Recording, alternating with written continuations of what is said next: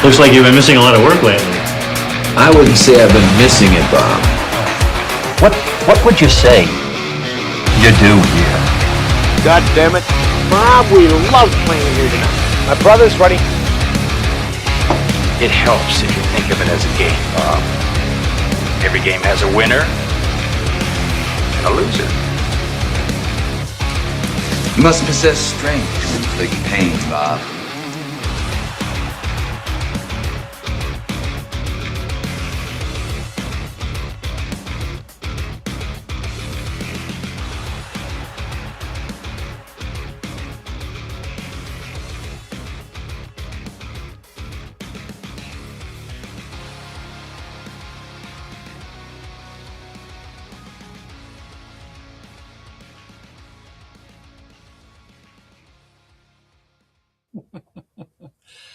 Hello and welcome to podcast number 76 of the Two Bobs cast. We are, as usual, an A to Z rock and metal podcast. We go through the alphabet and we cover bands that we like and some we don't like and some that lots of people like and we don't. And who knows? You never know what you're going to find on here. Might be Irene Cara next week or something. I don't know. But anyway, I'm here as always with my my trusted partner, the man in the know for this week, the Herd. How you doing, Herd? I don't know about trusted. At this point, I do. I mean, that's a lot of pressure. Right out loud. Jeez, gotta trust you by now. Yeah, that's true. Yeah, man, I'm good. That's not a whole lot going on. Just working a lot, and the summer's in full effect. Even though hopefully going to get worse for you. Yeah, the weather's been weird, but at least it hasn't been super hot. It was for a few, but it's cooled off a little, so that's nice. Yeah, it's coming back though. Yeah, it always does. So but good, man. Sweating pretty soon. That's good. Good to hear. I am good as well. We don't have any concerts to go over this week. We were just talking right before we came on about Sammy on this past Saturday coming around again to Blossom, but you didn't work it, and there was no tickets to be no discounted, free tickets to be had. So none of us went. So because it was too expensive, and it's Blossom. I heard a few clips of it. They're showing their age. I mean, he doesn't sound bad, but I mean, Sammy is almost 80 years old. 77. I mean, he's up there, and he. I guess he sounded really good. Maybe I don't know when they started doing this stuff, like 3 years ago, 4 years ago, or he kind of then it was a little less Van Halen, more everything. Yeah. But now the last two times, was it last year and this year or 2 years ago and this year? It was 2 years ago. Yeah, they took 1 year off.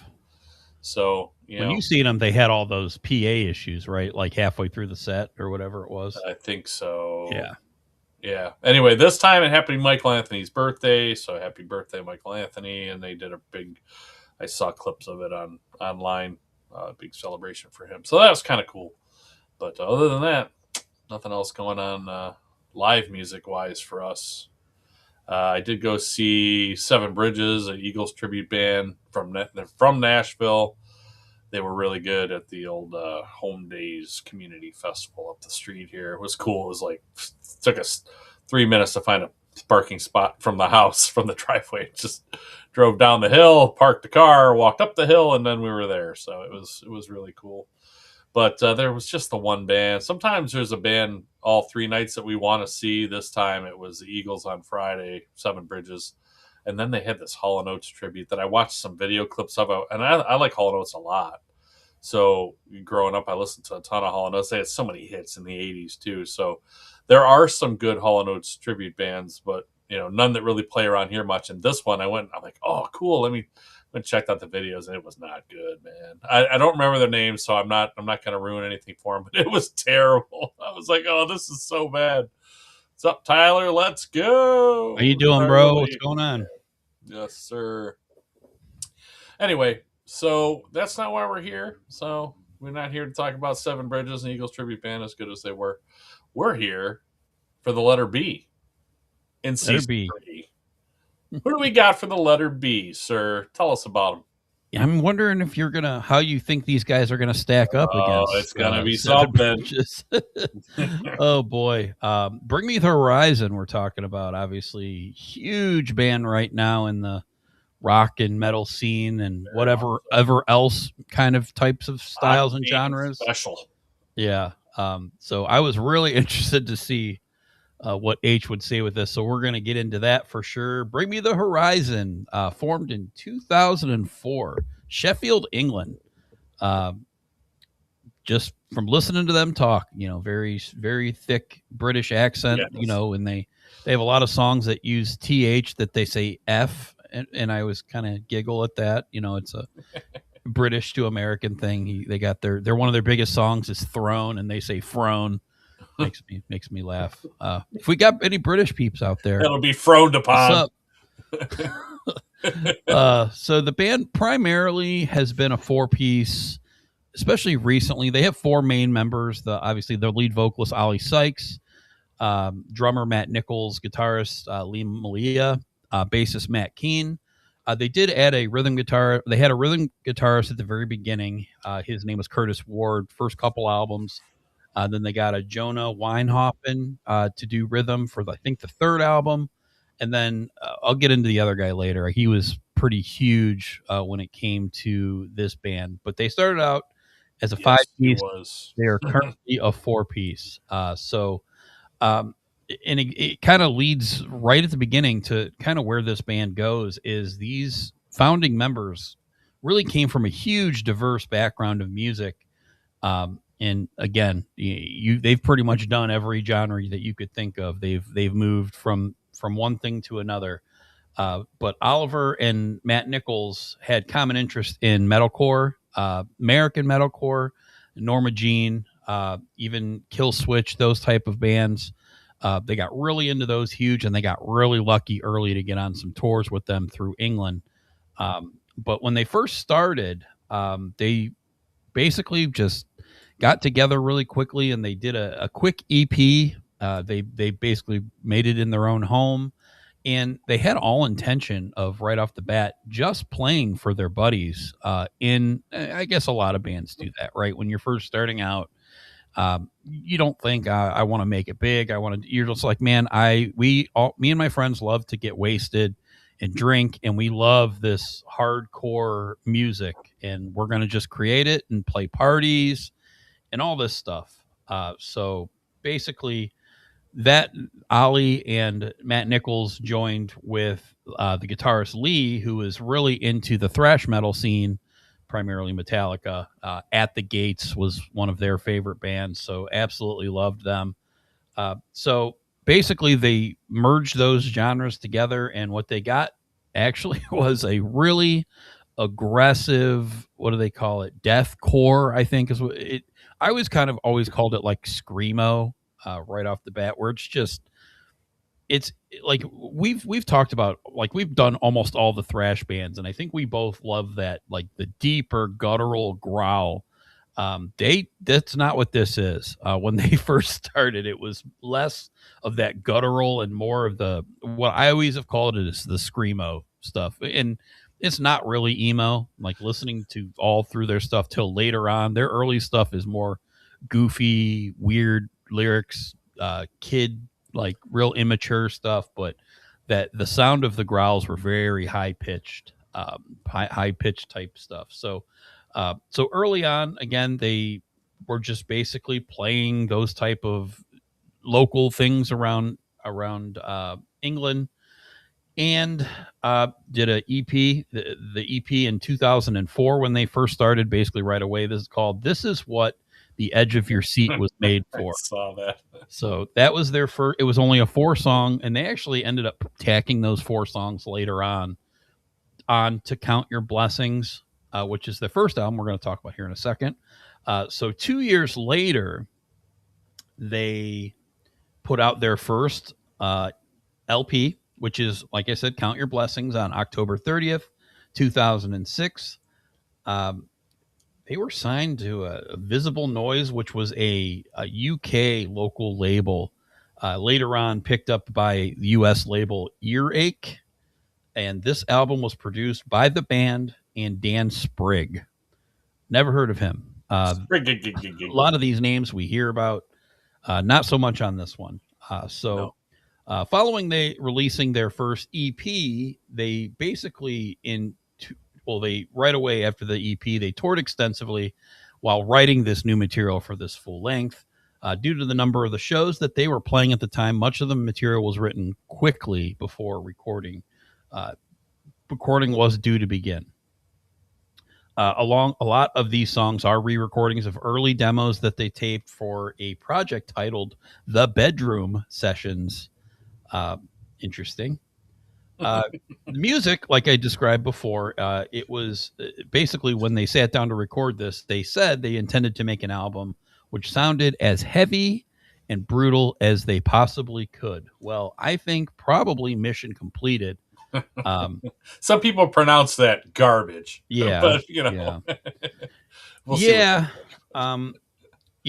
Very interesting stuff. So I'm just gonna pretty much claim right now, I love this band. Yes, you do. I think that they are incredibly creative, incredibly smart, always in front of the trends before they come. But I don't know what they were doing here, and I can't get into these first couple, and I've tried.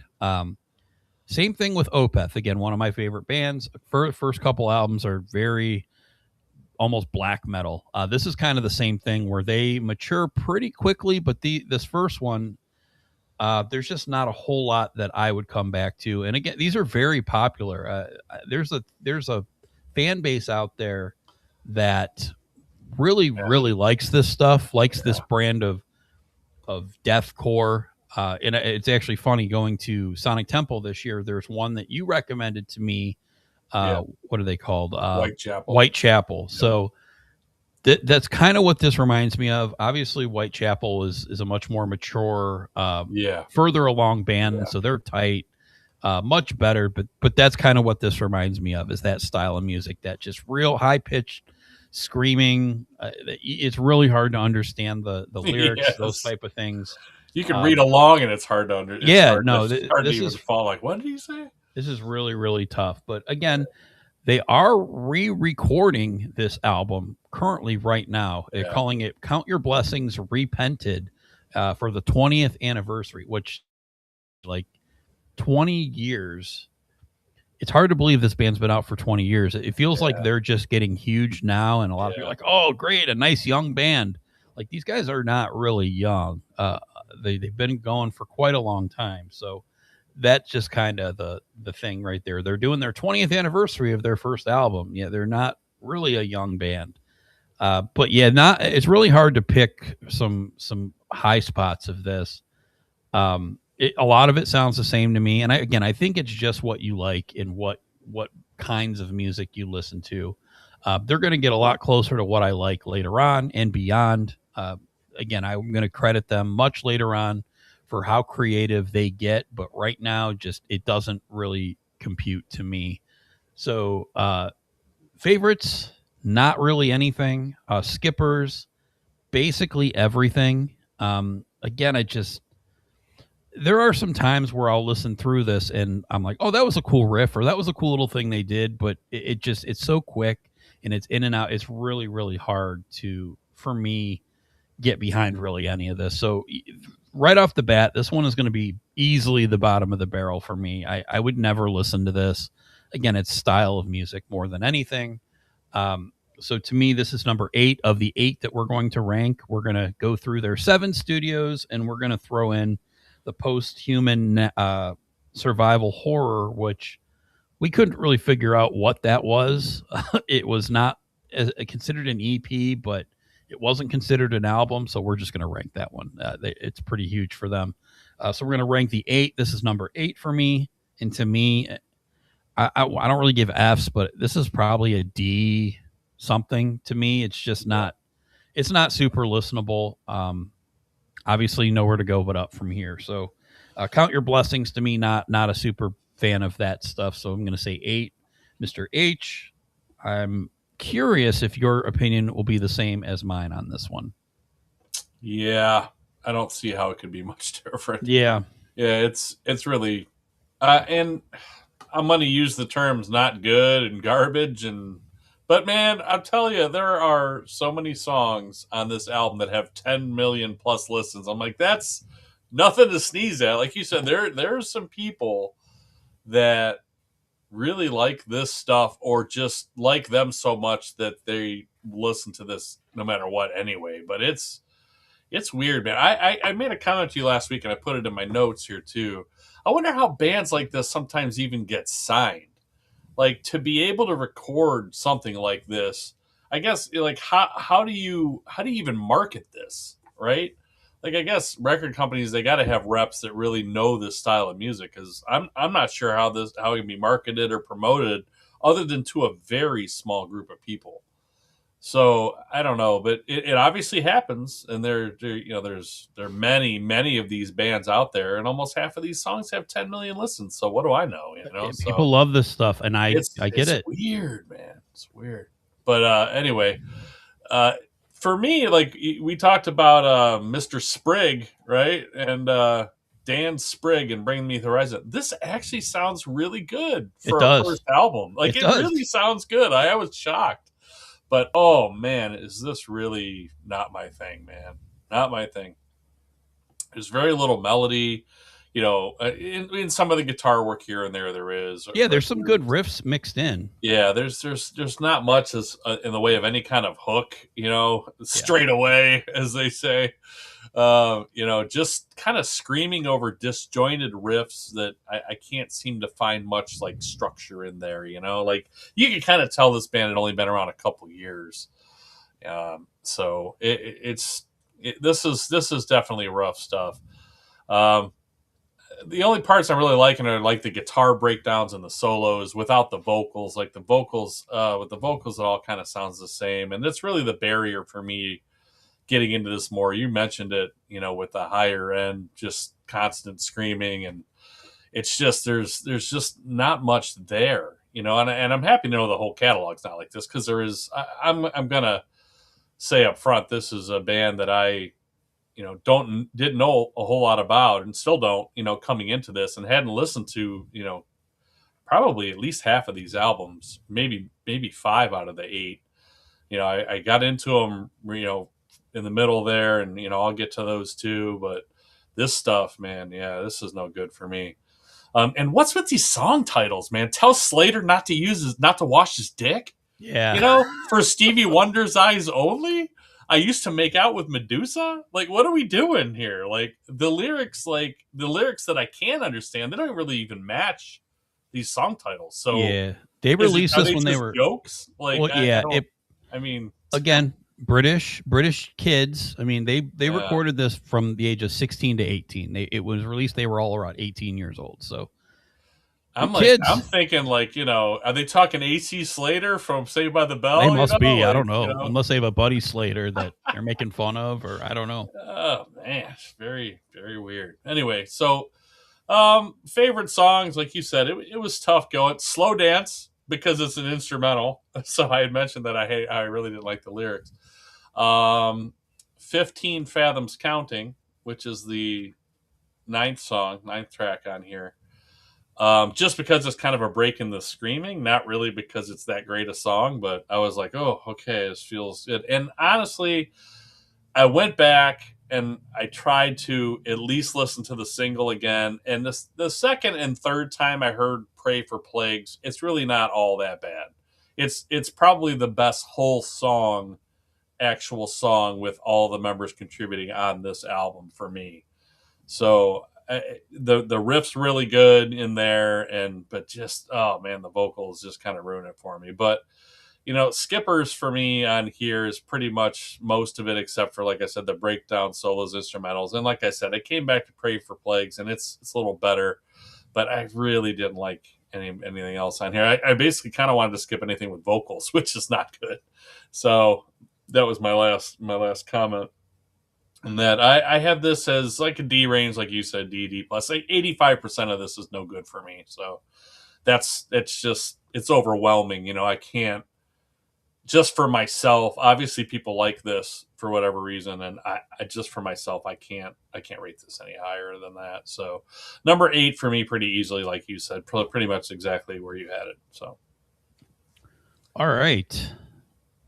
Tyler is, I guess, has not listened to this. I don't. I'm not trying to be harsh. It's that's why I think I tried to say right from the try get listening go to it, Tyler. is Just go do like it. it's just not our style. Like Yeah. we like thrash metal. We like Yeah.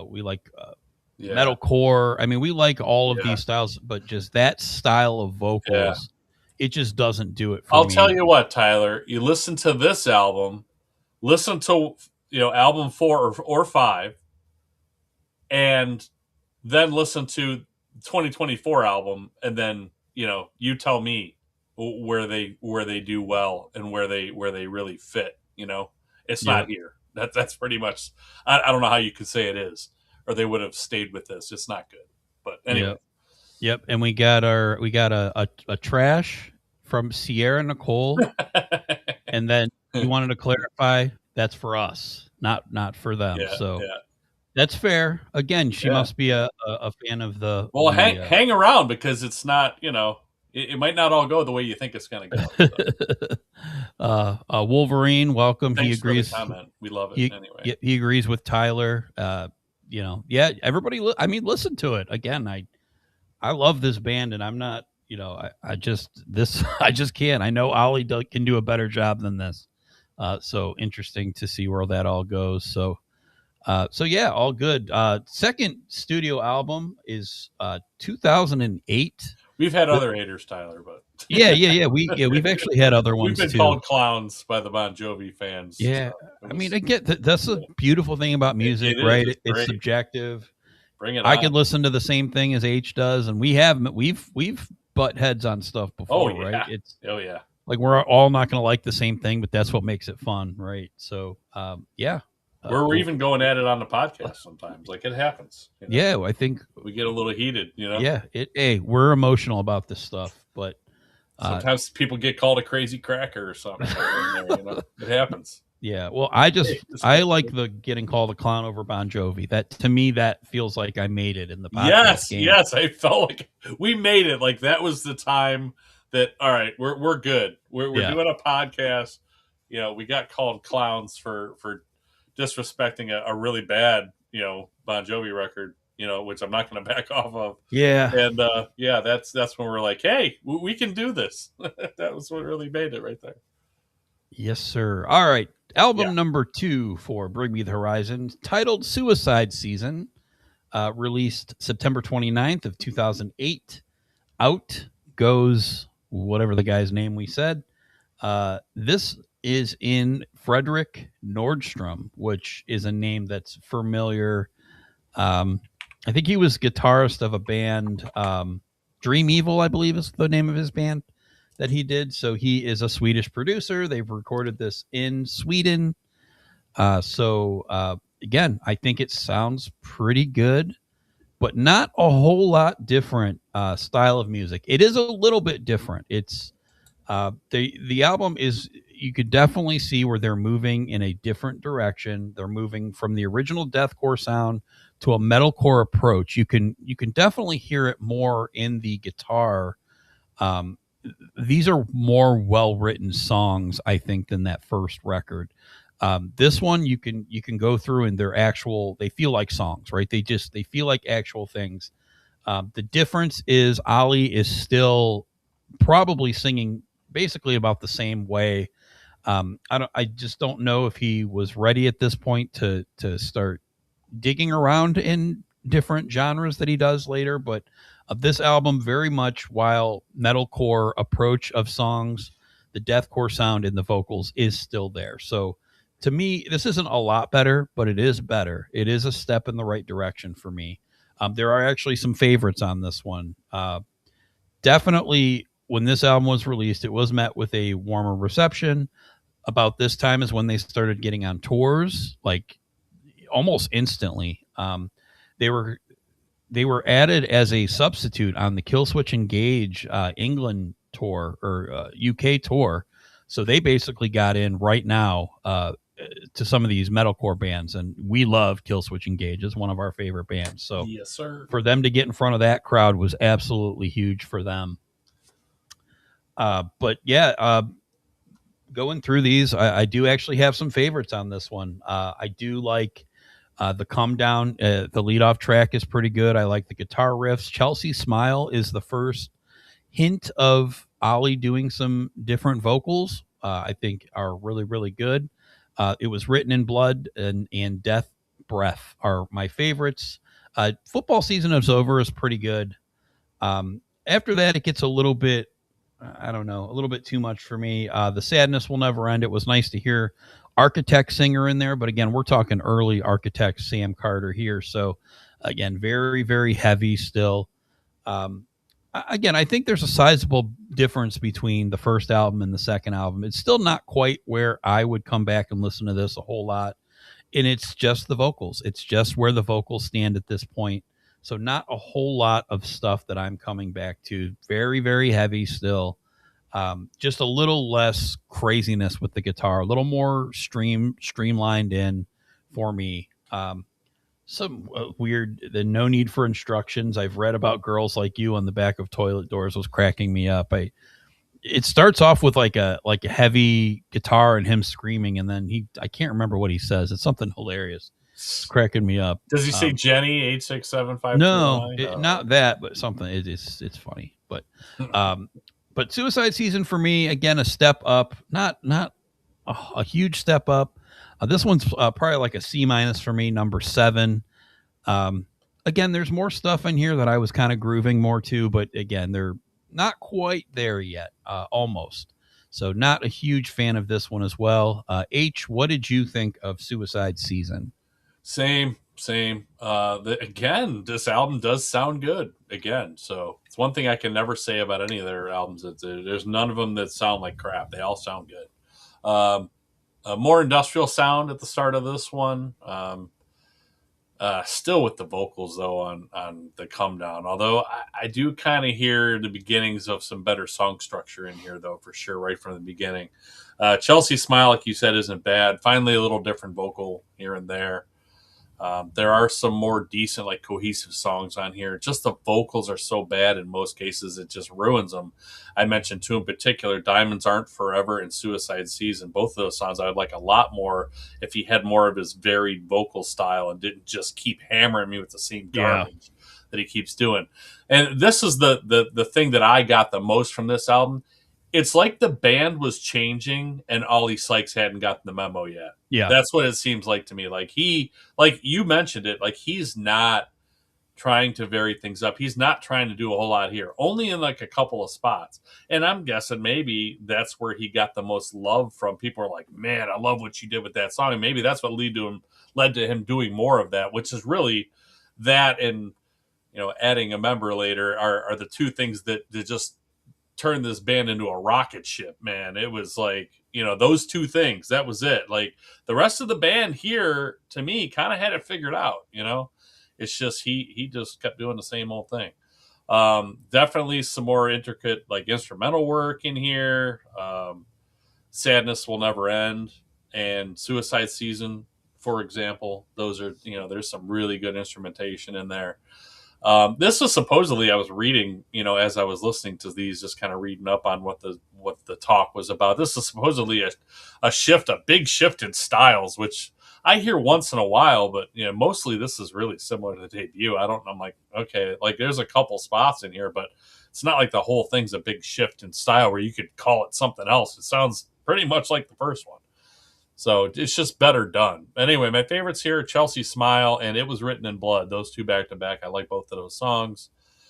Most of the rest isn't great for me. Seems popular enough on Spotify, though. Once again, like they just keep getting more popular until it does fall off a little bit later. But I have this as a C, So again, I had the last one in the D range, D plus range. I kind of had this as I don't even have it as a C-. I just have this kind of as a solid C. There's some okay and to good stuff here. It's just a little bit off between the vocals and the rest of the band, but they're coming along here a little bit. You can definitely hear it in there. It's a pretty big jump from the previous album for me, total and like rating wise. Even though I still have it 7, that just tells you there's even better stuff to come. So Yep. yeah, so I have this solid C number 7, Suicide All right. Season. All right. Gone is rhythm guitarist Curtis Ward. And now we bring in the second rhythm guitarist for one album and backup vocals. This is Jonah Weinhofen on guitar alongside of Lee Malia. This one, their third album, released October 4th of 2010. There is a hell, believe me, I've seen it. There is a heaven, let's keep it a secret. That would be the entire album title. That is a lyric from the first track of the album. It is. At At least they didn't call the last one "No Need for Introductions." I've read about girls like you on the backs of toilet covers. Oh my goodness, why? Yeah. Yep.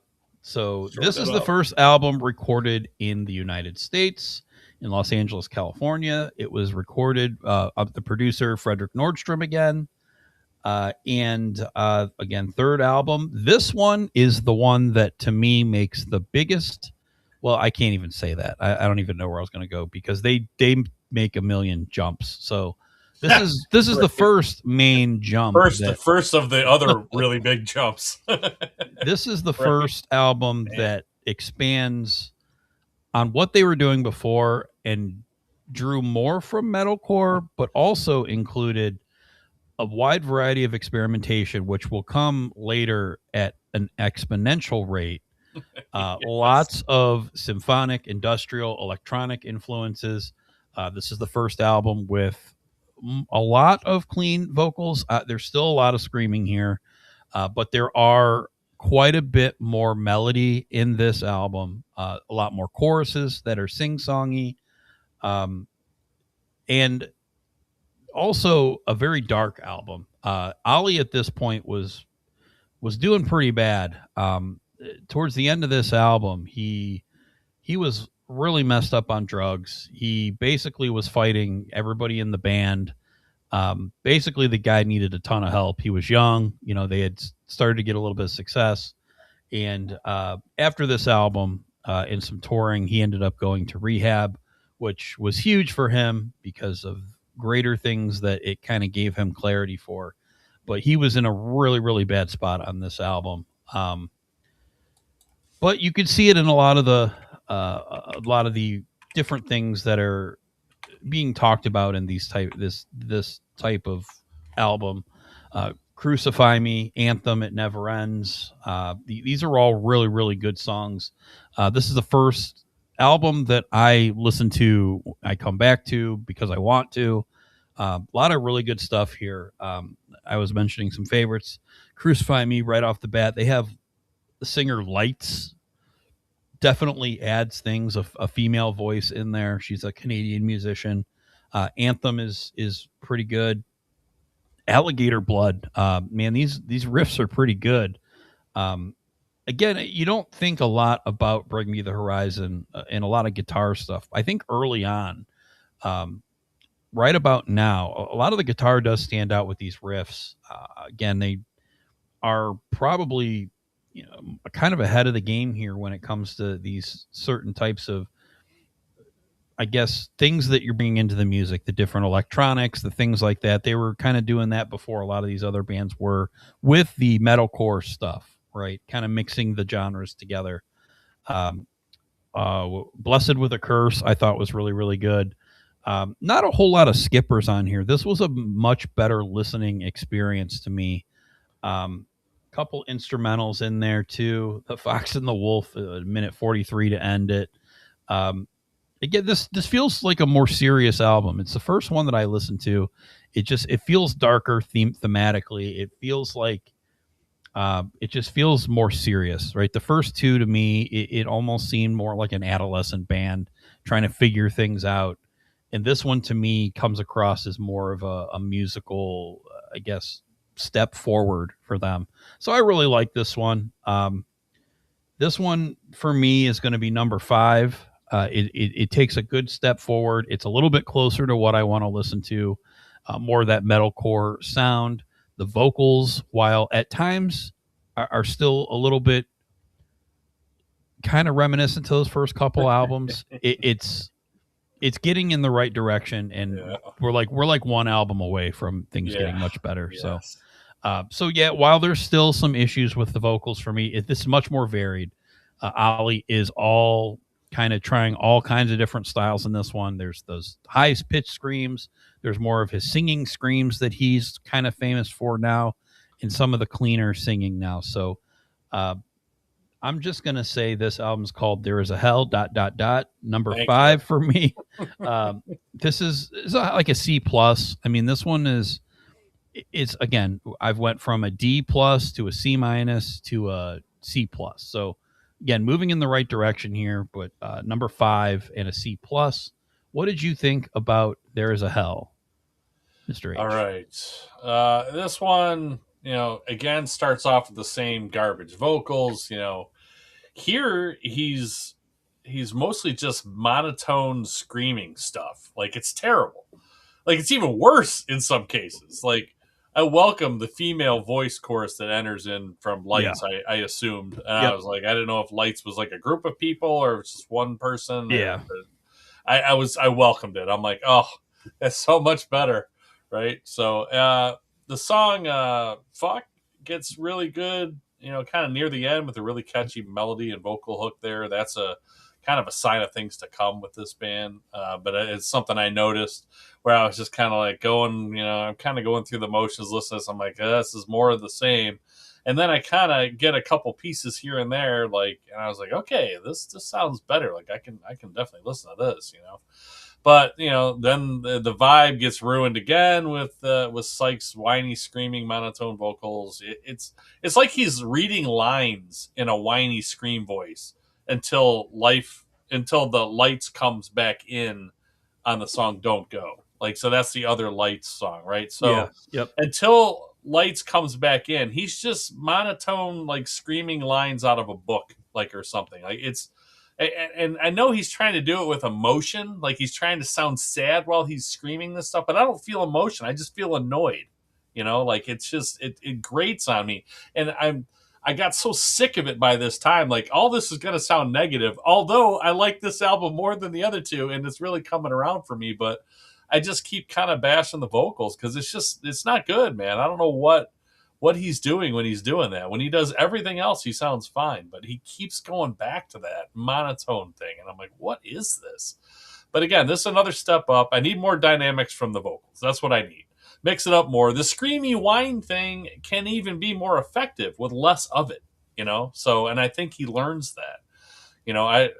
I would like, Home Sweet Hole, for instance, with a lot less of that style vocal, or with more of a gang vocal even to cover it up a bit, like on Alligator Blood. Like they have more gang vocals in there. And I'm like, okay, well, if he's doing that and other people are singing the same thing, but in different voices, I can live with that. It sounds fine, So there's times where I really like it, but there's times I just get so annoyed with it because I want to like this more, but I can't. I don't know. So I know it's probably just me, but it's just, man, that stuff. It's not good. Blacklist. It might be my favorite song of the first 3 albums. I love the slower, plodding metal feel to that one, even though the vocals still kind of suck. Like it had me bobbing my head. Like I'm like, oh, I like this. I can definitely listen to it. Blacklist was good stuff. It's weird that the guitar work has such great melody in some cases, and the vocals don't follow it. That's where I mean about the monotone thing too. Like at least before, he was screaming and it was kind of up and it was down. Like it kind of tried to fit with the music sometimes. Like this time, it's just maybe that's their thing. It's like the opposite of Chester Bennington, right? Like Ollie Sykes must be a really cool hang because his vocals are laughable and amateurish at times. I'm like, everybody else on this band was so much more evolved than he was at this point. I'm like, why is he even still in this band? Why didn't they just find another singer by now? But I mean, they're getting more and more popular as it goes. So, but I mean, literally almost anyone can sing like that for what he's doing half the time on this album. And literally anybody can do that. So it doesn't add anything at all. So my favorites are Fuck, Visions for the most part, except for some of the lazy vocals there. And then Blacklist, I liked a lot, as I already said. And Blessed with a Curse, you already mentioned. I like that one a lot too. Now, I still want to skip like half of this album, but it is getting better for me. So I have this as a C plus. This is number 6. So they just followed in order. They've gotten progressively better. You said the same thing. Your letter rating is almost exactly what mine are right now at this point. I think you had this one at 5, though. I have this. I did, yes. But it's real close. We have it exactly rated the same letter grade. So again, it sounds like I'm bashing and I'm being kind of mean, but at the same time, I'm just tired of this vocal. Like, I know it gets better, and I'm like, oh, it's just torture at this point, because it seemed like it got worse before it got better a little bit in this case. So, but it's starting to come together for sure. I do really like quite a bit of this, of the instrumental music, and the vocals are coming around here and there. Obviously, there is some difference there, but they were just still really getting on my nerves and annoying me. So I had a lot written about that, but I promise I won't say much more about the vocals going forward. So that's the good thing. So number 6, C plus for There Is a Hell. All right. Well, here we go. 4th album, released on April 1st of 2013. This was recorded in England, Northamptonshire. This produced by a very familiar name to us, Mr. Terry Date. After notoriety of producing Deftones' White Pony, Limp Bizkit's Chocolate Starfish, and the hot dog flavored water, got a pretty big name, and Bring Me the Horizon brought him in to do this record. Also, the name that I was mentioning before, kind of the game changer for them, joined the band in this album cycle, Jordan Fish. Basically was evidently exactly what this band needed to add to the mix. Maybe he helped rein in Ollie a little bit. I don't know. But Ollie did get the help that he needed. He went to rehab, and coming out of rehab, said that, he felt horrible. He said he was tired of his bandmates hating him. He was tired of his family hating him. Basically said he owed it to everybody to write an incredible album. And by golly, in my opinion, believe that he succeeded. Sempiternal released. And man, is this different for me. Yeah, I was telling my partner here about the sempiternal. They say sandpit turtle in the memes, the kids these days. So pretty in the memes funny. world. Yeah, in the memes world. So sempiternal is an archaic English word, meaning a concept of everlasting time that can never actually come to pass. Interesting. So, yeah, man, what a difference. This is their first, I think, true metalcore album. And they have a full mix of the electronics going here. Melody is a plenty through this album. It's still heavy at a lot of times, but there's a lot more songs in here that, man, it just, to me, it was the first notice I had of this band for sure. I hadn't heard any of the first 3 albums when I kind of discovered this band. I will admit that this band came to me through Octane, of course. So, of course, Can You Feel My Heart, Sleepwalking are the songs that mostly were on there. So I picked up this album based off those 2 songs, and I was not at all disappointed. This album to me is awesome. There's not really a whole lot of bad on this for me. This is where Ollie really does figure out what he should be doing. While he is always improving, and I still think he does get better after this, he kind of finally gets a style and makes it his own here. Can You Feel My Heart is the big thing. He does that. It's like he sings, but it's the screamy sing that he does. That it's kind of his famous thing now. House of Wolves, man, I love that song. Such a great guitar riff. And they have choruses, right? Like most of these songs, they have these big singy choruses. The House of Wolves, the brick by brick by brick. I mean, it's real. It's getting to the point where they play these songs live, and they still play a lot of these songs live now. It's a lot of anthemic things, that the formula that they've kind of figured out. Empire, Let Them Sing, Sleepwalking, Go to Hell for Heaven's Sakes, Shadow Moses. Like, these songs are incredible to me. The second half of the album takes a little bit of a step back for me, but still really, really good stuff. Anti-Vist is awesome. That's high aggression. I just saw them play that live when I saw them in May. Crooked Young is another really, really good song.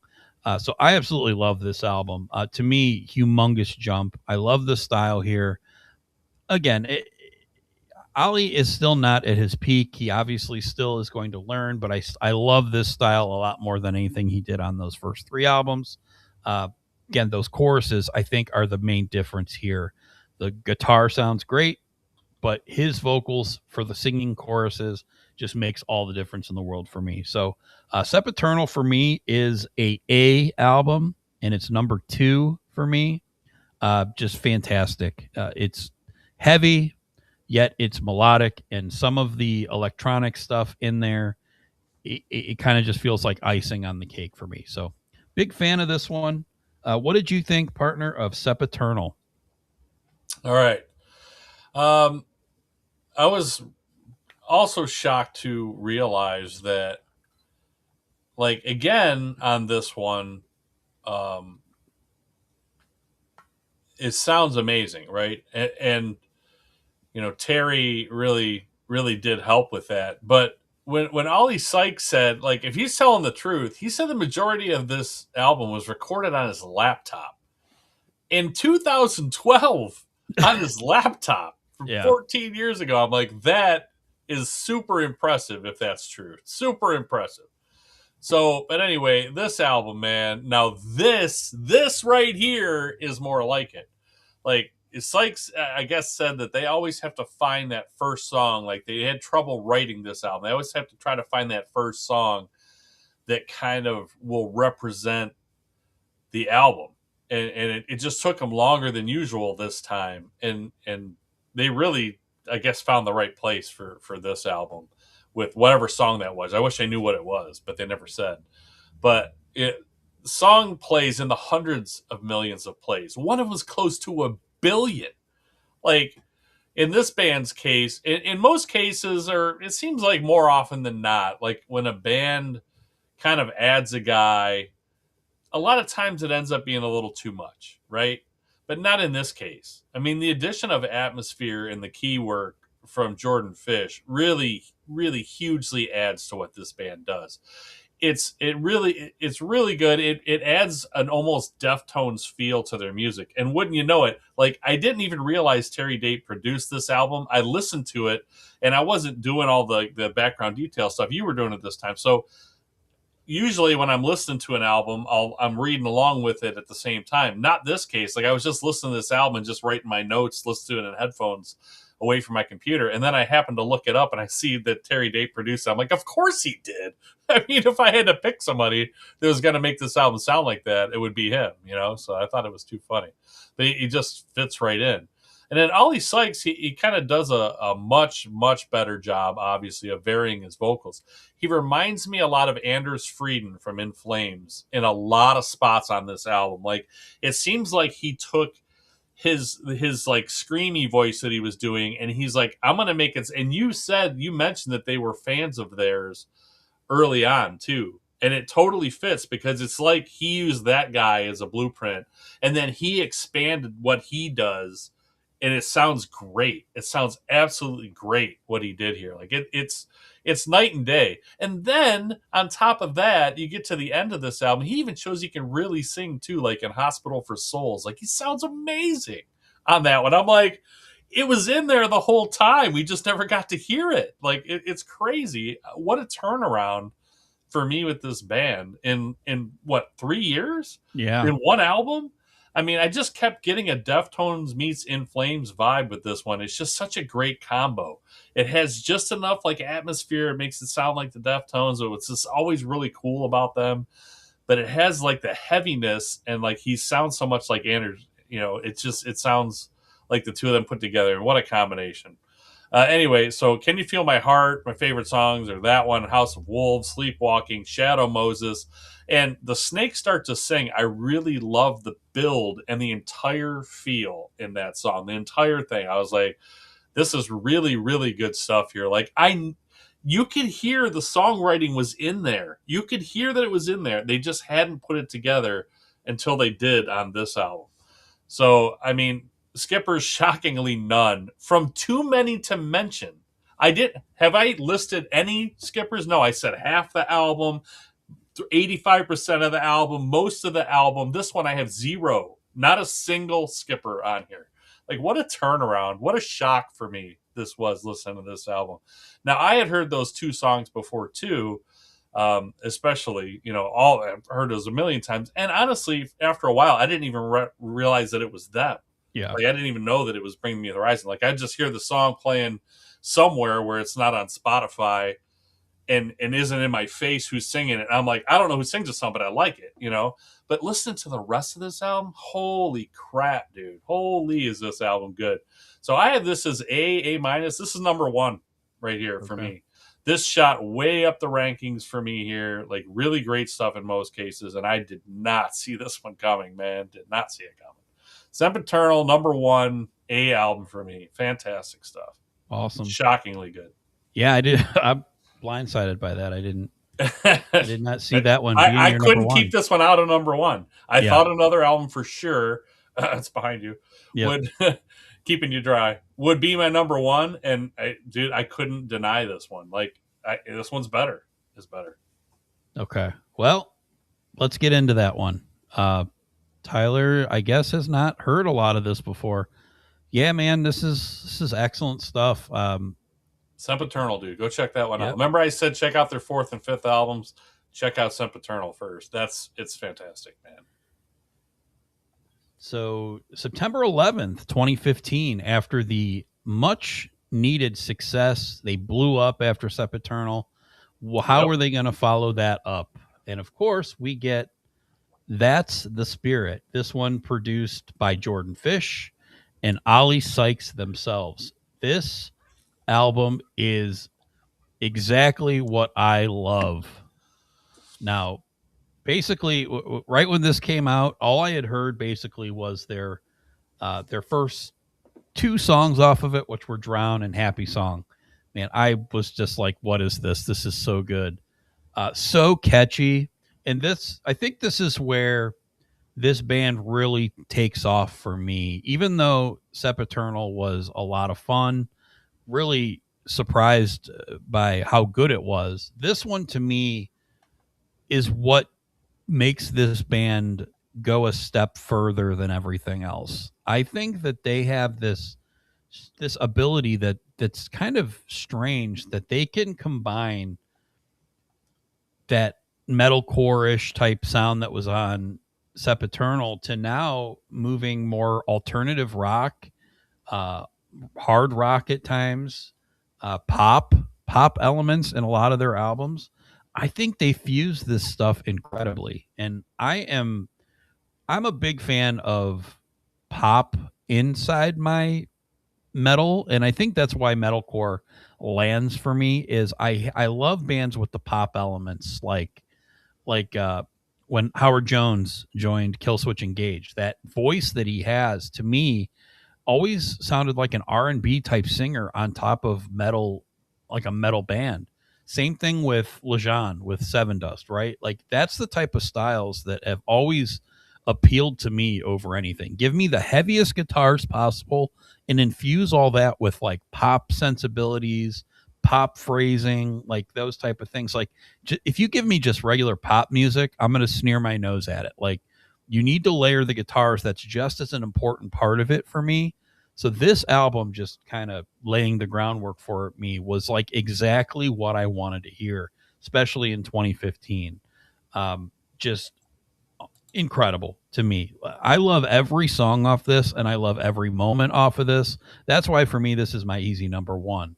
But there's nothing on here that I skip. I absolutely love this. And, I can understand that maybe big hardcore fans of this band, especially if you liked those first 3 albums, but if you came out and were like, man, Sempiternal is the best thing I ever heard, I can understand how you could come out and listen to this album and just say, what happened? Like, where did this band go? Because this is very different. One album, they did those 3 albums, and like you said, that one album, that huge difference.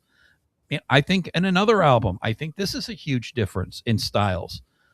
It's still got some of the stuff in there, right? There's still good guitar work in here, but these songs are like, you could put these on almost any radio station that exists, and it would make sense for a lot of these. Doomed, great. Happy Song, great. Throne, huge song for them. True Friends it's a little cheesy with the lyrics, but I love the song. Follow You is great. Like, they play all these songs live at every concert too. Avalanche is great. Drown is their biggest song. I don't even know how many plays it's got on Spotify. It's probably got, I can't even imagine. Yeah, exactly, Tyler. It's actually Frown. Yeah, Frown. That's funny. But yeah, that's Ollie's just very, He's throwing it very down. thick British. But I love every moment of this. This is almost a perfect metalcore-ish album. But what makes it perfect to me is that it went a step further. The vocals, Ollie, I don't even know who this is at this point. Like, it's hard to believe he sang on those first 3 albums. And then even from the 4th to the 5th, it's a totally different singer. The guy is just like unlocking time after time, like, knew this, knew that, knew this. I love this album. This is an A+ for me. This is number 1. This is where it all changed for me. This is where this band was like, okay, they're not just a run-of-the-mill rock alternative. They're everything. Like they do it all. And I think that they build off of this later on, and I don't even see the ceiling on this band. But this is where I seen it really start to change for them. I respect what they did on Sempiternal. I love that album, but to me, this is another level. This is something completely different. So again, number 1, this is my favorite from them, and A+. What do you got for That's the Spirit? That's the Spirit. Jordan Fish, man, from Collaborator 2 albums ago to in the band last album to producing this album and being in the band this album. Yep. This man right here, along with Ollie changing his vocal style, which maybe had something to do with him too, I don't know, is the biggest reason for this band's explosion, in my opinion. Now, they've carried on a little bit here without him because he's not with the band anymore, but just as of recently. But yeah, just great stuff. What he has done with this band, like I'm a huge fan of what he did here and previously, even on the last album with the atmosphere stuff. Like, he's definitely more involved here.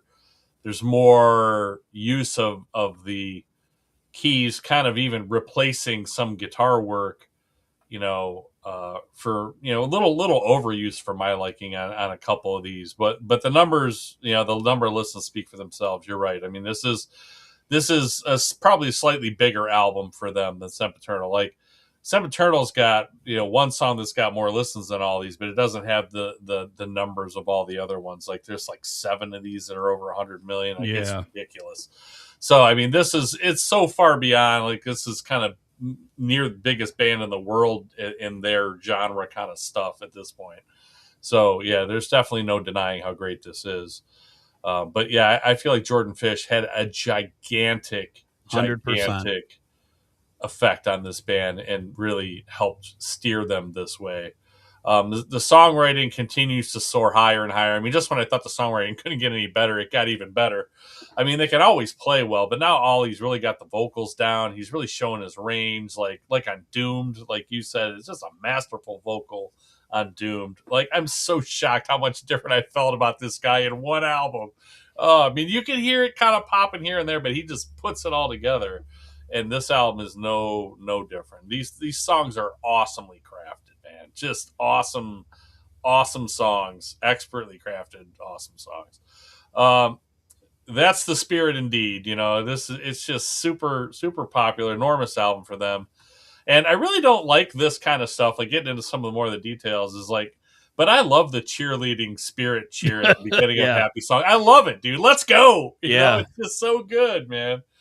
7 singles out of 11 songs. Yeah. 7.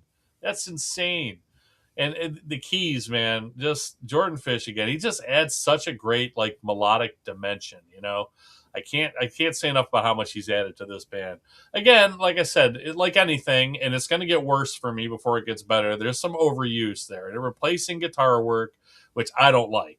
Right. I don't like when it's replacing. I love when it's adding to. I don't like when it's replacing. And they start to do it here. Only a little bit, but they start to do it here, and it gets worse. So, I mean, Lee Malia, he's a fantastic guitar player. He writes great riffs. There's no reason to fade him out into the background of this band. There's no reason to do that at all. They just wrote a huge, gigantic album before this. There's no reason for that. So, that annoys me. Why does it have to be one in place of the other? Right. It drives me nuts. But like, the song "What You Need To," like, again, I don't talk much about lyrics, but in this case, it kind of bothered me a little bit, like in the chorus there. Like, they're throwing around suicide talk a little too easily. Like, I like the song, but the lyrics are a little cringy for me. Like, they're just talking about, you make me mad, you make me want to kill myself. Like it's just kind of like, dude, you don't need to go there. You know what I mean? Like, he kind of gets away from what he had been doing and kind of goes back to this amateurish kind of lyrics like he was writing earlier. And it just kind of put me off a little bit. But the song is really good. I mean, it's just, I don't know. I was like, again, not a skipper at all. It's just the lyrics were off putting for me.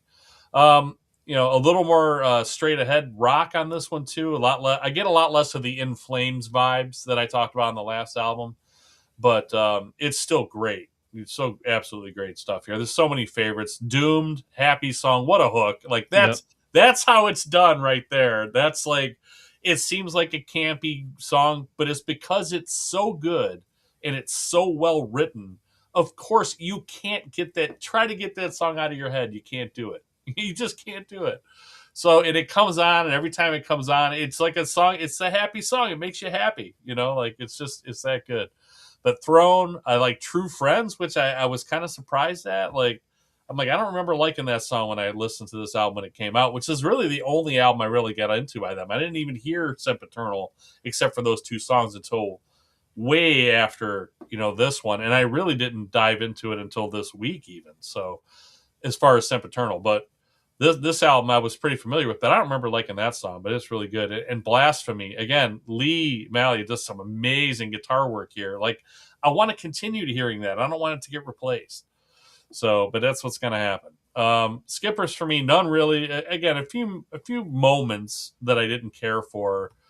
And, in one case, kind of, I don't know, it didn't feel kind of original, like the song "Follow You." I don't think I mentioned it, but I kind of get why it's a really popular song, right? But to me, it seems like a straight up like Linkin Park copy by numbers song. Like, Linkin Park did that sort of thing long before and did it way better, in my opinion. Again, not a skipper for me. That's just my take. But so, with that little bit, now I'm saying these things because I had to differentiate this album you had from to the pick, previous one, because I have this one also rated as an A to A minus, but I have this number 2. Like, it was a lot closer than I thought, but I couldn't put this because of just a couple of these little things. I could not put this above that album. So that was like, it was really close for me. And I thought for sure coming into this would be my number 1. It wouldn't even be close because I really do like this album a lot. So I love this album, but it's really well done. A great balance of like you were saying, like melody and heaviness for the masses, right? Like this is Octane, right up the Octane alley, right? And they're going to reinvent that again, I think, here real soon too. And I'm going to speak to that when we get to that point. But like what they did like 6 years ago, I'll kind of spill a little bit of it now just because I'm already talking about it. What they did like 6 years ago, it actually, you still hear that today. That's the new stuff you still hear today on Octane. What they did 6 years ago when nobody was really had stuff that sounded just like that. Now everybody sounds just like that, and that they were doing it a long time ago. So where I talk about a song that sounds like a copy of Linkin Park. Well, yeah, it's something that I'm sure influenced them too. So just like they're influencing all these other bands, and some of them are really good now, and you can tell the influence is there because it was already they already were doing that. So, but anyway, I really do like this album. It's a great blend of everything. It just, like I said, it loses out to the previous album just because the other one's a little bit heavier and guitar forward for me. That's really what it comes down to. So A-2 for me, but really, really close second. All right, Tyler. Wow, this band really had a massive evolution. Yeah, yeah. They evolved They went to again the and moon, again. man. Yeah. They went crazy. It blew up. Though I will say, it is possible to go a little too far with what you did. And that will take me to their sixth studio album, released January 25th, 2019, produced by Ollie Sykes, Jordan Fish, again. The title, Amo, which is the Portuguese word for I love. Yeah. Did you love? You did not love. I did not love. Now again, these guys were riding really high for me, and I was excited for this album to come out, and I loved this album, Amo. I amoed it, nice. but it wore thin pretty quick for me because I don't think this did quite what I think that the last album did so well with the mixing of the genres. This one, I feel like they went almost all in on the pop and electronic element. And to your point, H, the guitars are a lot of times gone. Yeah. And that's not okay No. I know it's not okay with you. It's not okay with me. I don't really even feel like there's a whole lot of times that Lee Malia is involved in a lot of these songs. This feels a lot to me like an Ollie and Jordan kind of like side project album. Yes, this is their love child, I think. Yeah, right? and again, there's still a lot. I really enjoy listening to this album. There's a lot of really good hooks, a lot of good melodies on this. There's a lot of good sing-songy stuff on here, but no, it's not all bad, Tyler. It's not. No, it's not bad. It's to me, it's almost they almost overcompensated, which I feel like it's good that they did this though, because I think it sets them up really good here to round off their catalog. But this point right here, to me, it's from the very beginning. It's just beats. It's beats and like Ollie, like you don't even know that it's Ollie singing a lot of the times. Like who the hell is singing this song? Right. Because he's running his voice through every different machine possible. There's just so much going on here. But there is a lot of good stuff on here. Again, you got to dig. I listened to this album a lot when it first came out. In the first couple years it was out. So I've listened to this through a lot of different times, but this isn't the type of album that you listen to once or twice and you're like, yeah, I love it. I get it. You don't have the catchy guitar riffs on a lot of these songs. You don't have that type. This is a totally different band. So my favorites on this, I definitely like Mantra. That was the first single on there. That's got guitar in it. It's got one of those cool that like Mantra sounds like it could have come right off of That's the Spirit. But a lot of other stuff on here, not so much. Wonderful Life is cool. It's got the singer from Cradle of Filth in there, which is kind of weird, but it works. It sounds pretty cool. Medicine is okay, but again, it's not the same type of music. It's ballady. It's like a dance. It turns into like a dance number. Like it's super poppy. So a lot of these songs, like I'm not really skipping any of these songs, but man, sometimes it just gets so far down where I don't even know what's going on. Mother Tongue, another one. It's a bigger song for them. Yeah. Heavy Metal is pretty cool. It does have a cool riff in that one, and I like the message. He's kind of making fun of fans that are making fun of him because they've changed their style. Basically, I think the lyric in it is the guy with the Black Dahlia murder tee saying you guys are not heavy metal anymore or whatever it was. So I was cracking up on that. I didn't mind that one. I don't like the rap in it. Yeah. I don't like the rap or this Rozelle. I don't like them. Like I just don't like his voice, and I don't like his rap style. Yeah. So if I did, I think I'd like that song a lot more. But Yeah. Well, and the first time I've it is heard of fun, the artist Grimes, who is most famous for being the most, I think, recent wife of Elon Musk.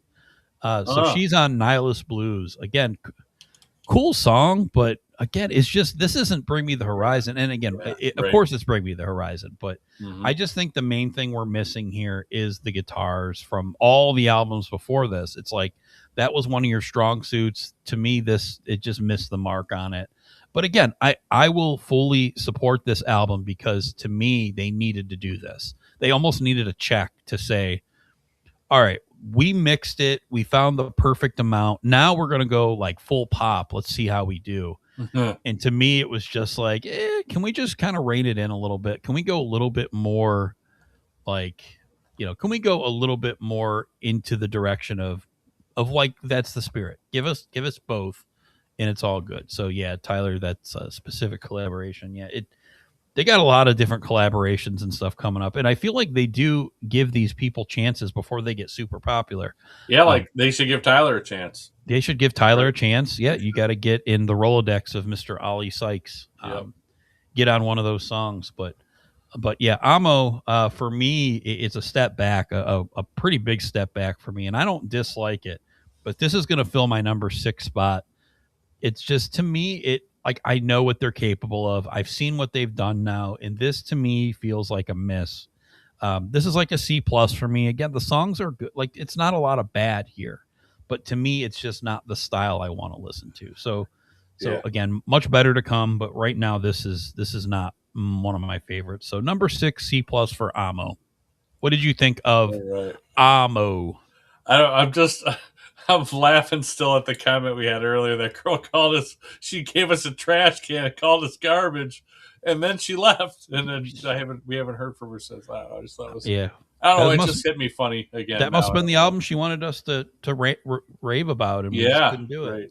It's so funny. Bummer. Anyway, Amo. Yeah, you know, a lot of this I couldn't. There's no way I could have said it better than the way you just said it. So I mean, you totally knocked this one out of the park with describing this album. So a few things for me. Again, just like you said, it's just taking like pop rock and electronic pop elements to another level. Like I kind of, got a little infatuated or whatever with Jordan Fish's collaboration and how much I was really liking what he did, and then now it just went too far. Like everything else, there is too much of a good thing sometimes. So this is as much a dance record as a rock record, or my notes when I was listening to this. Not good for those that want to hear Lee Malia's stellar guitar work, that's for sure.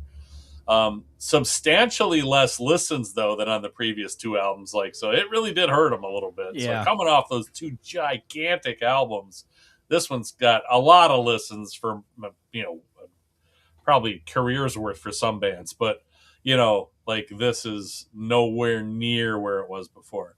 Yeah, I don't really like the guitar so much in the background or non-existent, as you mentioned in a lot of cases, but I do love the buzzy tone. I love the tone. It sounds so cool. I just wish I could hear it better. Yeah. Oh, that buzzy tone, man. God, I loved it, man. It's just so good. But man, you can barely hear it sometimes. It's just such in the background. Again, this band's starting to move away from the band I was so shocked by and liked the sound of so much, but they're moving away in a different direction. They're not going back to what I didn't like before. They're going in a whole nother way of stuff that I don't really care for. So, but having said all that, they still write some great catchy ass songs, unlike their early material, which I didn't like for different reasons. That was not catchy ass. This is like, man, some of these songs I can't get out of my head. And it's funny, I don't know if you remember this, but when we first met, I think we were kind of feeling each other out music-wise. We talked about Bring Me the Horizon. I don't know why they came up.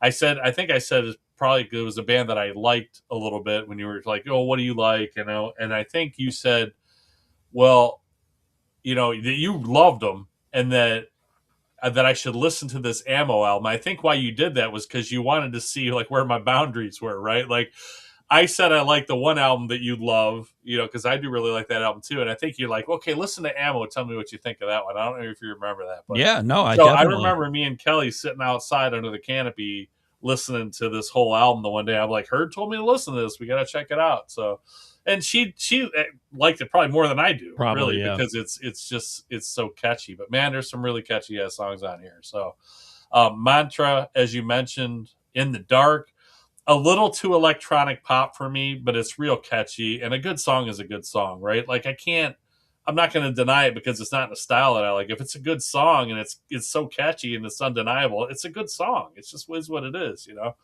Wonderful Life, Sugar, Honey, Ice, and Tea. We really like it. I remember Kelly laughing about that. She's like, that's his shit. And I'm like, yeah, it does.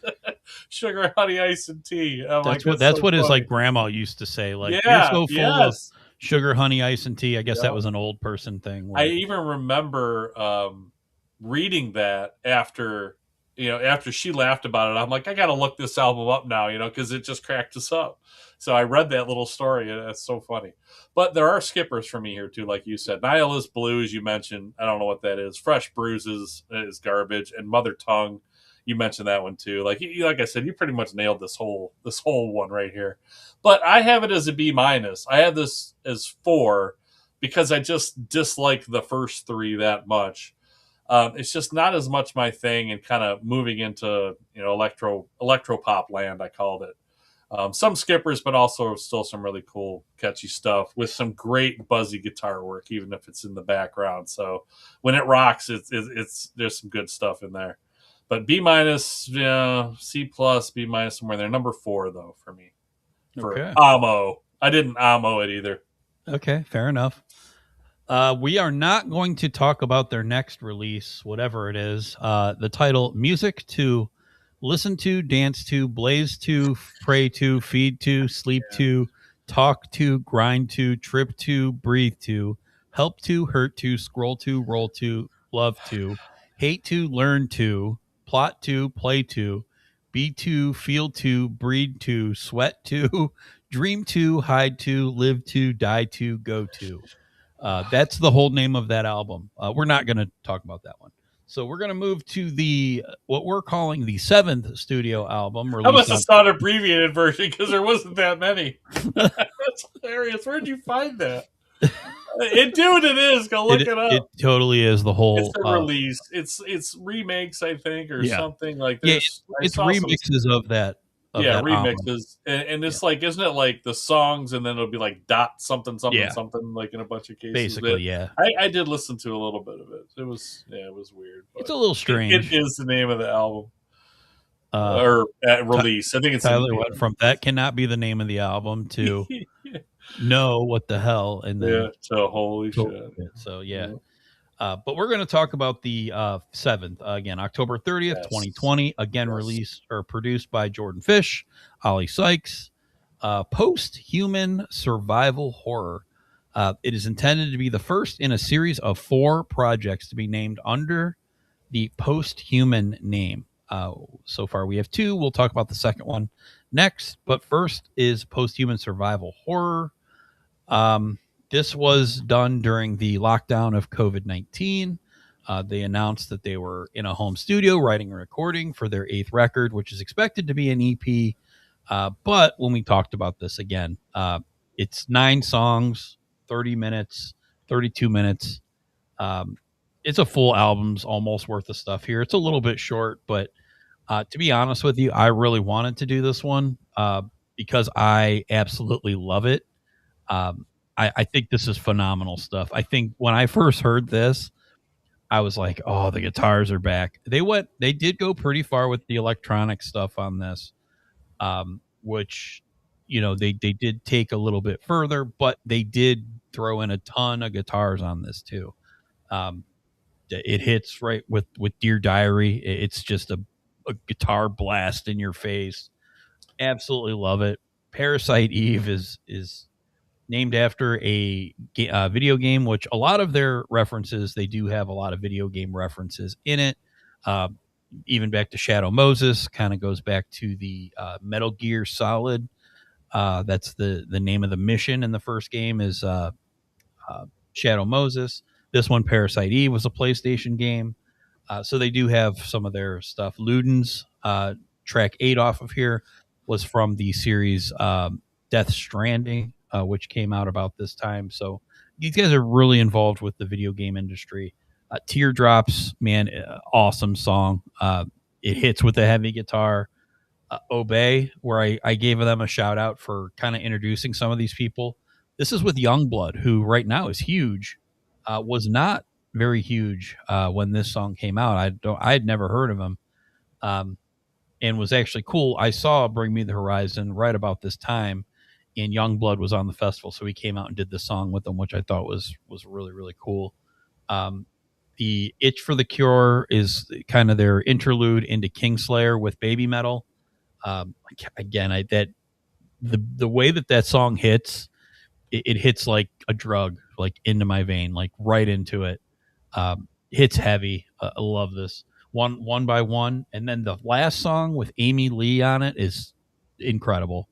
So I love this album. I think it sounds so good. The production on it is like insane good. We got lots of guitars. We got lots of production. We got lots of Jordan Fish.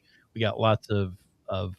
This one sounds more like back to the heavy that we were missing before. This is a little bit closer to a more perfect mix of Sempiternal and what they're doing now with the electronic and that type of stuff. So yeah, I really really love this album. This one's number 3 for me. When it came out, I was not ever turning this off. It was nonstop playing on rotation on my whatever Spotify, whatever. But I absolutely love survival horror. So number 3 for me. This is A minus, B plus. Just only thing wrong with it is I wish I could have had another 15 minutes of it. That's really the only thing I'm missing. But I absolutely love it. What did you think of Post-Human Survival Horror? Yeah, as you said, we have this one basically in the same spot. So, definitely much heavier, big change, much more listenable than Ammo was. Ammo, Octane Special. This is what I mentioned earlier. It's what most of the material on Octane sounds like today, even 6 years after this came out. Yep. It was like the blueprint for the future of hard rock is what they did on this album. Like, I'm so glad we originally were just going to do 7 albums, and then you're like, yeah, what about this one? Like, because I don't know, I just looked it up and I'm like, oh, they have 7 albums. Well, they had this 8th release that it's not really an EP. Like, it's like on Google it's an EP, on Spotify it's an album, on Wikipedia it doesn't like exist in their albums. Like, I don't know, they just call it like a professional release or something. Like, Yeah, what the hell? something like that. It's Yeah. so weird. But I was so glad you included it because it's fantastic. So, like you said, it's Octane Special though. But Baby Metal, I mean, that one's okay, I guess. I like Baby Metal, but I also hate them sometimes. So I could kind of take it or leave it in this case. But it kind of has the lead in from the only skipper that I have is I don't really care for Itch for the Cure. So it's the only thing I'm skipping on here, even though it's just an intro. It's a minute 26. So I guess really I should be happy it's 32 minutes. I shouldn't skip anything, but I didn't really care for that. And then the Baby Metal song kind of let me down a little bit. Like I said, I wouldn't skip it. I don't mind it. It's just it didn't add as much as some of these other songs did for me, because I love Parasite Eve, I love Teardrops, I love One by One with the Nova Twins, I love Ludens. What a great chorus hook in there. Yep. In that song, man, great stuff. So I mean, I love these songs, and that's almost half the album, right? So I have this as like you said, I have it kind of more B plus, somewhere in that range, but I have it number 3 in my catalog. It's not completely my thing because, like you said, the electronic stuff, it's like it didn't really go away. I don't need it to go away, but sometimes that stuff's a little over the top for me, which is probably what Itch for the Cure is probably part of the reason I don't like that one. It's like sometimes it just gets to be too much and it's overdone. So having said that, it is much heavier, and there's a few really good songs in here. The songwriting hasn't dropped off, so it's still really good. So again, Jordan Fish is doing well in the songwriting and song crafting department. So it's just a little less of him, a lot more guitar, which makes it great, dude. So much better. So I actually need to listen to this one more because I don't think I really listened to this much. I had heard Ludens, I think, and I think it's the only song I really heard off of this album. Much. I'm sure I heard a couple other ones here and there, like on Octane probably, but I just never really listened to the whole thing. And I really liked it, so I'm going to listen to this one more often. So this one's number 3, solid B to B plus for me. All right. Let's move on to the last release and most recent release, released on May 24th of 2024. This is a very strange album, so I'll just kind of talk about it from the get-go here. This album was not really at first meant to be an album because they started releasing songs off of this, what was to be later on an album, in 2021. Their first single, Die For You, was released September 16th of 2021. Wow. This album didn't come out until 2024. So the way that they did, they slow release these songs like as they finish them. So the first one, Die For You, on 2021. Strangers, July 6th, 2022. Lost, released May 4th, 2023. Amen, a couple months later, 2023. So while all this was going on and they were slow releasing these songs, Jordan Fish left the band. So he did about half the album with them, and the other half he didn't. So on production of this album, we're looking at like 6-7 people. Ollie, of course, Jordan, of course, but then Zach Cervini, Dan Lancaster, and then 3 names: Blood Pop, Evil Twin, and Die. I don't know who those people are, but a lot of people in it. But again, this is because they didn't just go into the studio and record an album. This album was made over years. They would make a few songs. They would play those songs live. They do a little bit of touring. Also, a big thing that happened with this band is in 2024, I believe, or 2023, Ali and his wife got pregnant with his first children, which ended up being twins. That kind of was a big change for him. He had decided that he didn't want to do these long tours anymore, that he would basically do like a month of like hardcore touring in an area. Then he would go home. And that's where he worked on a lot of these songs. And with the band, he would, with the technology, forwarding them all over the place. So this album was very, very strange the way that it was done. They did Die For You. They put it all together. They released it. They put it out to the radio station. They played it live. But meanwhile, like going on tour, playing, state recording a few other songs. So this album has a total of 7 singles, but all of them are within like 3 years apart before the album was even released. So really bizarre. Another stat I heard about this is the 5th most listened to metal album of the 2020s, the 5th most. But again, it's the only one in that top 5 that did this approach, like this slow leak. So if you listen to if you look at the number of listens, it's kind of deceiving. Like if you look at the Spotify listens for it, like Dark Side is 185 million, right? Which seems like a lot. But you realize that these songs have been out for a while, right? They've been out for 2-3 years. So again, it's just a little different how this album came about. And to me, it's kind of hit and miss. It's kind of all over the place. We're looking at 16 songs here for 55 minutes. Just a lot of stuff going on. And again, you can see if you look at the credits on these things, like the first half of the album was done without Fish. He started about 7 songs, from 7 to 16. The first half of the album was done not by Jordan Fish at all. He was out of the band by that time. So you'll notice in the first half of the album, there's some little more creative, I think, stuff going on that kind of doesn't even seem like them at times. But like Utopia is a little kind of crazy. Limousine almost sounds like the Deftones. It's not. It's real. It sounds like White Pony-ish to me. Bullet with My Name on. Those are songs that aren't some of my favorites, but there is a lot of really good songs on here. I like Kool-Aid is really, really good. I like Top 10 Statues That Cried Blood. Dark Side, phenomenal. And then I like these Lost, Strangers is good. These are songs that I've heard of for a long time, way before this album came out. I really like Amen, and I think Mr. H probably isn't a fan. They get the rapping part at the end of it. Uh, and then they have Die For You, which is a little strange to me. Again, it sounds like over poppy, but there's a lot going on this album. It's really hard for me to zero down. So I kind of have it middle of the pack because it's really hard to get a feel for this album. It's really, really good. It's got some ups and downs, though.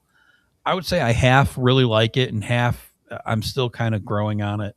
The song "Na" I think is pretty comical. It's like he's sitting in a group talk of like therapy, right? Like it starts off, "My name's Ollie and I'm an addict," but again, it kind of borders back to old school like childish type behavior. It's like a little too far for me, but again, about half really good, half really kind of eh.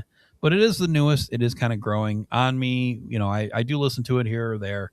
I have this ranked number 4, and I have it like a solid B.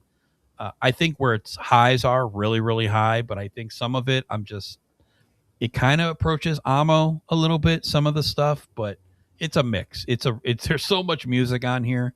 It's really hard to settle on one spot because it almost doesn't feel like one album. It almost feels like 3 or 4 albums like chopped up and put in a pan, and this is what you get as the final product. So I have it number 4 and a solid B. Mr. H, Posthuman, Next Gen. Yeah, it's all over the place. Yeah, little too electronic for me. So many songwriters on here. Yeah. Jeez, oh man. Like it's like this whole thing was like a collaborative production and they were all like these one-off songs they were going to do. And my guess is they owed the record label an album and we're like, "Okay, well, here you go. Here's 15 tracks or Yeah. whatever. Throw them all on there." It wasn't meant to be recorded as an album or recorded that way either, but yeah, it's weird. It's all over the place, and it kind of starts off with Utopia. The song is kind of all over the place. It's like Yeah. it's not terrible, but there's so many styles crammed into one Yeah. track. Like I'm like, what kind of song is this? So yeah, it's weird. But Kool-Aid, as you mentioned, gets back to what they do these days. Yep. So there's some good stuff here for sure. The second half of this has some songs that it's like they switched to extra produced pop punk with Yep. NA, Lost, and Strangers. Brian S., where you at, man? Where you at with your pop punk? I know you love it. You Yep. probably would love those 3 songs because those are like right out of the pop book color, color in the outside the lines, I guess it would be for that, right? So it's like, it's just, I don't know. It's very formulaic. It's the last album with Jordan Fish, as you said. You mentioned all that. And even some of the songs I like. So, do you know? Did they replace him with another keyboard guy? No, he's Okay, not. It's just the 4 now. Now again, because that might the, be there, but I'm sure some of these other yeah, artists I are think they doing kind it. of need him. They need a keyboard player to play some of these songs live. I think because especially off of like that's the spirit. Like the song wouldn't be as complete without the electronic stuff. Oh, I think But it's just programmed on computer now. I don't. yeah, it probably is. So yeah, then if their laptops don't work, they cancel the show. Like who was Ronnie that? Radke. Ronnie Radke. Yeah. Yeah, it's a part. Okay, well, whatever. So, but yeah, that's. I just wondered because I hope that they record the next album with just them again. Yeah. Like because I want to hear what the heavier stuff like from early on would sound like with much better singing. Like that's what I kept saying before, and I feel like that's what we're going to get now. Like you said, they're coming out with "Count Your Blessings." Like they've already released one song. I haven't listened to it yet. Now, is he going to do it in the same style he did those albums? Like, or is he gonna? Are they re-recording these songs like how they would make them if they wrote them now, or if they wrote them, but it just how they sound now. That would be that I would really be into hearing what that sounds like, to be honest with you.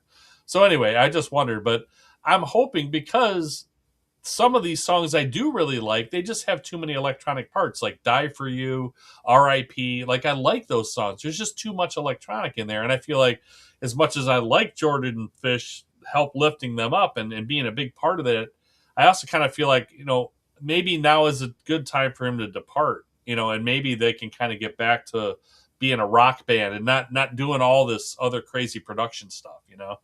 So I really have some hope there. Now that I was thinking about it through as you were talking and as you were talking about Jordan Fish, and I was like, all these songwriters, I'm like, maybe if they just wrote another song as a band, it would be better, I think, Yeah.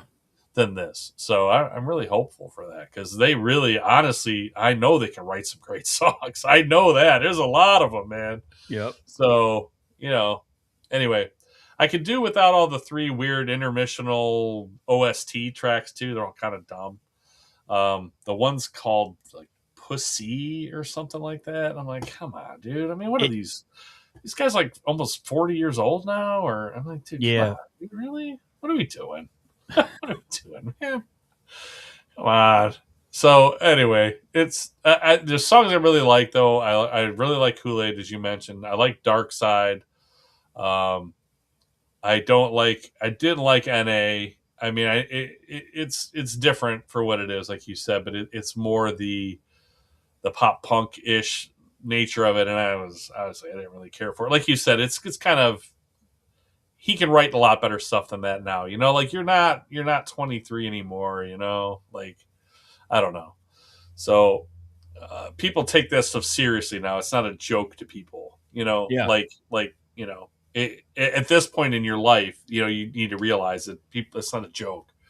Like when you're 20, you're like, oh, we're gonna go to NA. Like it isn't a joke for people at this age. It's not. So, but anyhow, I didn't care for Dig It either. I didn't really have anything super negative to say about that, and I just didn't care for the song, and it's long, and it just kind of wasn't my thing. So, but I have this right in kind of in the middle too, like you. It's number 5. There's some good stuff on here, but it does sound real disjointed, and it's a little too electronic, and then also pop punk infused for me because I don't like the extra production, like even some cases that you do.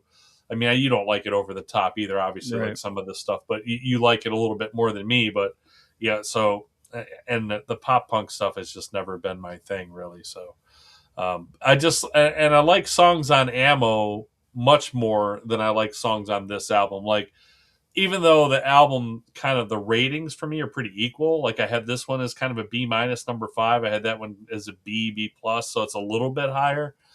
But I think it's because I just like those songs that much more. But it definitely is a lot like that album, just like you mentioned. So, but this overall was a very uneven listening experience for me. There was a time where, I could almost not stand them at all in the beginning, and then a time where I loved them in the middle, and then a time where they fell off into overproduced electro world stuff at the end, like in some cases. But with a handful of songs I really like, and probably about the same amount of stuff I don't like. So it was really weird. It's like 2 kind of ends of the spectrum with this band, and then in a weirdness phase too. So you had, like, how some of the classic bands we listened to had this weirdness phase where they went and did things that just didn't sound like them. Not that this doesn't sound like them, and it doesn't fit because it is current with today's kind of music and today's kind of hard rock. A lot of this stuff is. It's just a different thing for them. They went in a different direction, So it's weird that where they came from and where they got to, and then the weird offshoot that they kind of went on. I hope they kind of get back toward the middle somewhere. Yeah. But this was kind of an all over the place for me, but it was an adventure, that's for sure. Listen to this whole discography. Yeah, as Tyler said, roller coaster of an episode. Yeah, I'm interested to hear what you think, Tyler. Yeah. Let me know what you think of some of these albums. It is a very interesting band because, again, you, like H said, from where they started to where they went, and then where they went again, and then where they went again, and then where they've ended up. It's just it's a roadmap, man. It is a roadmap. It is. So, all right, 8-1. Bring Me the Horizon. Number 8, Count Your Blessings. Number 7, Suicide Season. Number 6, Amo. Number 5, There Is a Hell. ... Number 4, Posthuman, Next Gen. Number 3, post-human survival horror. Number 2, sandpit turtle, sempiternal. Sorry. Number 1, that's the spirit. Mr. H, 8-1. Number 8, Count Your Blessings. Number 7, Suicide Season. Number 6, There Is a Hell to Blaze to Run to Grind to. Oh, wait, no, that's a different one. Number 5, Posthuman Next Gen. Number 4, Amo. Number 3, Posthuman Survival Horror. I really like that one more than I thought I would. Number 2, That's the Spirit, and the one that really just blew me out of the water. Number 1, Sempiternal. Like I said, it was close between those two, but man, I could not believe how much I got into Sempiternal this time. Damn. It's a banger. Again, it changed everything for them. Sandpit Turtle. Yeah. Sandpit Turtle. Good stuff. Yep. He's got to absolutely hate that, but yeah, Sorry, Ollie. Sorry, you've come a long Ollie. way, brother. I know I was harsh on you at the beginning, but man, God, he's come such a long way. I really want them to re-record the first 3 albums in like today's style. Like, oh God, I think that could be really good. Yep. All right, partner. Good episode. Good stuff. That was fun. Yeah, it was fun and it was interesting. Like, it was eye-opening for me. I gotta say too, I keep looking at it. I don't like it. I don't like their logo. That star logo. It's like a crushed Star of David. Like, what is that? It's I don't know. Really original. I don't know what that is, but I don't like it. Okay. Just I gotta get one more dig in there. I guess. Sorry again, Ollie, if you drew that. My bad. But I don't like that logo at all. It's just it's either that or it's just like they mirrored their Mercedes triangle and flipped it. I'm like, it's just, I don't know. Yeah, to me, that's what it looks like. It's like either like a Christmas tree star, like tilted, or like a hood ornament or something like that. It's little. Anywho, so it's just I didn't even know that was a logo of theirs. I don't remember seeing one like any of the album covers or anything that star. So I don't know if that's a new thing or they've always had it. It just wasn't in my face all the time, which was good because I don't really care for it. But anywho, that's here and there. All right. Well, want to thank Tyler logged in. Yes, and Nicole, right, for Sierra Nicole. Sierra Nicole. For the I wish you would have hung out with us a little longer. It got way better. I wanted to know what you thought of That's the Spirit, because I love that album. I want to know if you love that album. Jeez. Right. That's for y'all, by the way. That's awesome. I couldn't believe I laughed about that 5 albums later. I was still laughing about that. Yep. Mr. Good Wolverine stuff. Man, thank you for joining us. Appreciate you stopping Bucko. in. Woohoo! Our buddy Bucko. All right. What's up, Bucko? Yeah, he's Canadian. Okay. Yeah. Hey. They're doing well in the World Cup too, man. They're gonna win their group too, just like the U.S. is. Hopefully they do. Yeah. Us Americans got to stick together. Us North Americans. That's right. Even America Mexico versus the world. Bit, Yeah, I'm fine with them. Yeah, it's the U.S. and Mexico. We hate Mexico though. Soccer. We hate Mexico. So okay. Not Canada. Mexico. I'm not a big World Cup fan, so I don't. Kind of like the Canadians hate USA hockey. Yeah. USA soccer hates Mexico. Okay. Got soccer. So that's just kind of the way it goes. All right. Big rivalry there. Sounds good. All right, Mr. H. Fun times. Yes, sir. And we will see you in the next one. Rock on. Looks like you've been missing a lot of work lately. I wouldn't say I've been missing it, Bob. What would you say you do here? God damn it. Bob, we love playing here tonight. My brother's ready. It helps if you think of it as a game, Bob. Every game has a winner and a loser. You must possess strength to inflict pain, Bob.